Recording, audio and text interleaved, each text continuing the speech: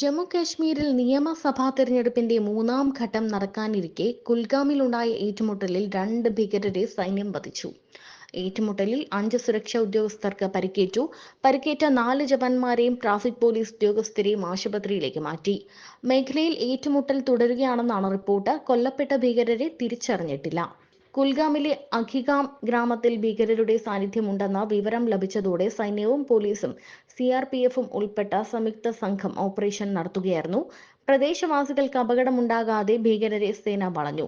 ഇതിനിടെ ഭീകരർ വെടിയുതിർക്കുകയായിരുന്നു. കൂടുതൽ സൈന്യം മേഖലയിൽ എത്തിയിട്ടുണ്ട്.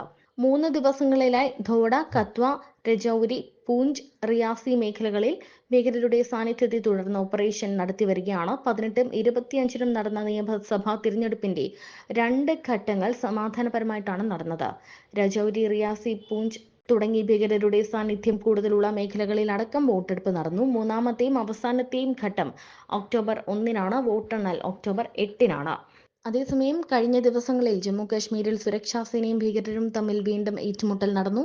വൈകിട്ട് ജമ്മു കാശ്മീരിലെ കത്വ ജില്ലയിൽ നടന്ന ഏറ്റുമുട്ടലിൽ ഒരു പോലീസ് ഉദ്യോഗസ്ഥന് വീരമൃത്യു വരിക്കുകയും ചെയ്തു. 2 ഭീകരരെ സുരക്ഷാ സേന വധിച്ചു. പോലീസ് സേനയിലെ ഹെഡ് കോൺസ്റ്റബിളായ ബഷീർ അഹമ്മദാണ് കൊല്ലപ്പെട്ടത്. ഒരു സബ് ഇൻസ്പെക്ടർക്ക് പരിക്കേറ്റതായും റിപ്പോർട്ടുകളുണ്ട്.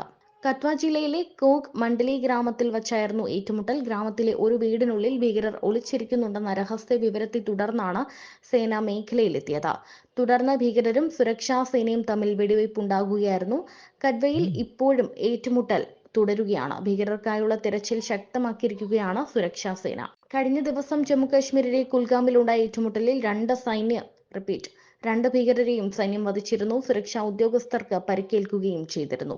പരിക്കേറ്റ 4 ജവാന്മാരെയും ട്രാഫിക് പോലീസ് ഉദ്യോഗസ്ഥനെയും ആശുപത്രിയിൽ പ്രവേശിപ്പിച്ചിട്ടുണ്ട്. മേഖലയിൽ ഏറ്റുമുട്ടൽ തുടരുകയാണെന്നാണ് റിപ്പോർട്ട്. കൊല്ലപ്പെട്ട ഭീകരരെ തിരിച്ചറിഞ്ഞിട്ടില്ല.